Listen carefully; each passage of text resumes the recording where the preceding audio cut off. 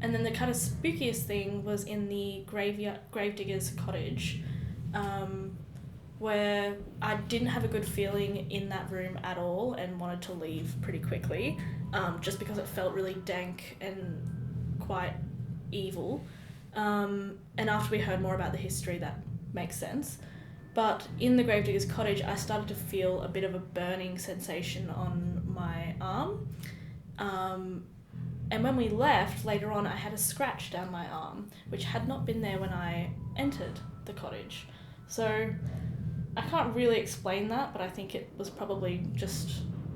I don't really know. I don't have an explanation for that. But a scratch did appear, and it was quite stingy. So those are kind of the weirdest things that happened, aside from a few more kind of uncomfortable feelings and unsettling feelings. That was the majority of the spooky experiences, although I think like my judgment is that for the most part those experiences were based on the narrative knowledge that I had of the history of the place rather than there actually being any ghosts present. And I left Q Station interested by the history of the place, but ultimately it didn't change my perspective on whether the supernatural exists.